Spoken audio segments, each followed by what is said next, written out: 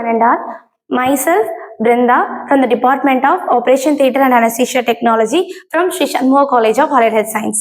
Okay, today our topic is about pre-anesthetic medication. What is pre-anesthetic medication? So, for example, ஒரு patient வராங்க, அவங்களுக்கு ஒரு anomaly, ஒரு abnormality இருக்கு, அவங்களுக்கு சர்ஜரி பண்ணணும்னு சொல்லிட்டு முடிவு எடுத்துட்டாங்க அப்படின்னா, ஸோ அந்த பேஷண்ட் நம்ம என்ன பண்ணுவோம், அனஸ்தீஷியாலஜிஸ்ட்டை மீட் பண்ணுவாங்க. ஸோ அதுக்கு முன்னாடி அனஸ்திட்டிஸ்ட் வந்து என்ன பண்ணுவாங்கன்னா, பேஷண்ட்டை நாளைக்கு சர்ஜரி எலெக்டிவாவோ அல்லது எமர்ஜென்சியாவோ இருந்தாவோ, இன்கேஸ் எலெக்டிவ் சர்ஜரியா இருந்ததுன்னா, ஸோ ப்ரீ ஆப்ரேட்டிவா என்ன பண்ணணும் அப்படின்னா, அனஸ்திட்டிஸ்ட் போய் பேஷண்ட்டை விசிட் பண்ணி பேஷண்ட்ஸ்க்கு ஒரு சில டவுட் இருக்கும். நம்மளுக்கே எடுத்துக்கோங்களேன், இப்போ நமக்கு ஒரு அப்பெண்டெக்டமி சர்ஜரி சொல்லியிருக்காங்கன்னு வச்சுக்கோங்களேன், நமக்கு என்ன தோணும், ஐயோ நாளைக்கு அந்த சர்ஜரி நல்லா நடக்குமா, இல்லை நம்ம நடுவுலயே ஏதாவது இறந்துருவோமா, நல்லா முடிச்சு வெளியே வருவோமா, மயக்க மருந்து அதிகமாக கொடுத்துட்டாங்கன்னா நம்ம மயங்கியே கிடப்போமா, நாளைக்கு இப்போ இருக்கிற இந்த பாடி நாளைக்கு இதே மாதிரி இருக்காதே, நிறைய கன்ஃபியூஷன்ஸ், நிறைய மிட்ஸ் அண்ட் டவுட்ஸ் நமக்கு இருக்கும். ஸோ அதுக்கு என்ன பண்ணுன்னா, முன்னாடியே ஆஸ் அனஸ்தீஷியா டெக்னீஷியனா இருக்கட்டும், அனஸ்தீஷியாலஜிஸ்டா இருக்கட்டும், ப்ரீ ஆப்ரேட்டிவா பேஷண்ட்டை போய் விசிட் பண்ணி அவங்களுக்கு இருக்கிற டவுட்ஸ் எல்லாத்தையும் கிளாரிஃபை பண்ணிக்கணும். It is the most important technique that must be performed. Okay, for example, இந்த ப்ரீ அனஸ்தெட்டிக் மெடிகேஷன்ஸ் எல்லாம் நம்ம கொடுக்கறனால நமக்கு என்னென்ன பெனிஃபிட் இருக்கு அப்படின்னா, இட்ஸ் ரிலீவ் ஆங்ஸைட்டி. ஸோ ஆங்ஸைட்டினா பயம்.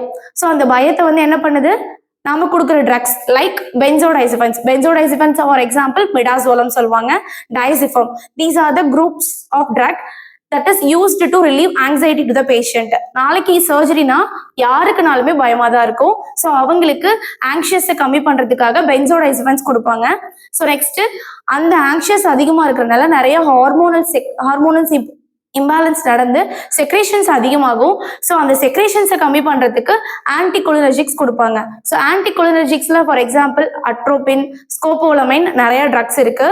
These are the drugs that are used to reduce the secretions of the patient. These secretion must affect the endotracheal intubations which is performed intraoperatively. So next, group of drug called antiemetic. ஒரு சிலர் நிறைய பயத்திலேயே அவங்களுக்கு என்ன ஆகும் அப்படின்னா, வாமிட்டிங்கை induce பண்ணக்கூடிய ஹார்மோன்ஸ் எல்லாம் செக்ரேட் ஆகும். ஸோ அந்த டைம் வாமிட்டிங் சென்சேஷனை கம்மி பண்றதுக்காக ஆன்டிஎமெட்டிக் லைக் ஆண்டன்சிட்ரான், மெட்டக்ளோப்ரோமைட்லாம் கொடுப்பாங்க.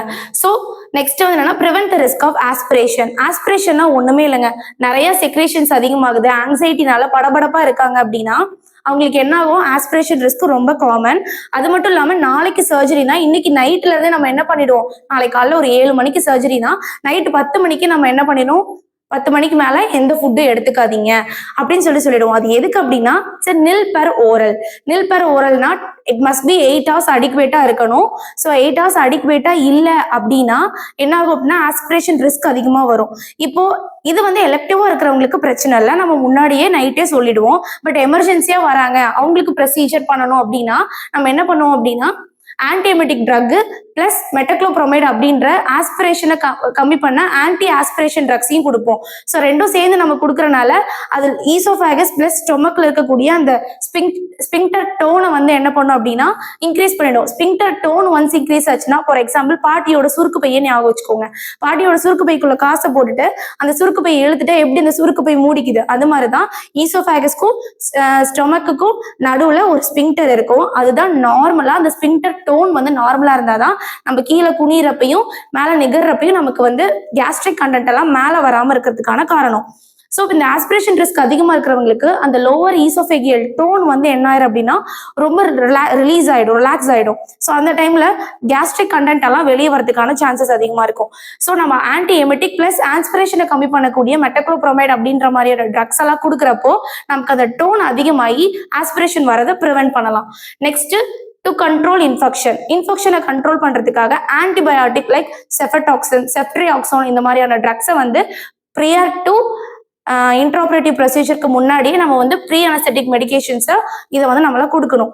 நம்ம ஒரு சர்ஜரி என்னதான் ஒரு சர்ஜிக்கல் டீம் இருக்கக்கூடிய சர்ஜன் எல்லாருமே வெல் பர்ஃபார்ம்டாகவும் ப்ரொஃபஷனலிஸ்டாகவும் இருந்தாலும் without the attempt of pre anaesthetic medication surgery output வந்து நல்லபடியா வெளியே வரும் நம்மளால சொல்ல முடியாது.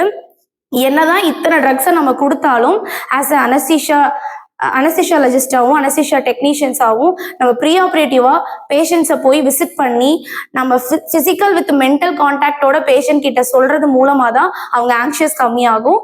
ஸோ அவரோட கரண்ட் டே ப்ராக்டிஸ் வந்து ப்ரீ அனஸ்தெட்டிக் மெடிகேஷனாக நம்ம என்ன யூஸ் பண்ணோம்னா pre operative visit of the anaesthesiologist is must. So உங்களுக்கு இன்னைக்கு இந்த டாபிக் புரிஞ்சிருக்கும்னு நான் நம்புறேன். ஸோ வேற ஏதாவது டவுட்ஸ் இருந்ததுன்னா கமெண்ட்ல சொல்லுங்க. தேங்க்யூ.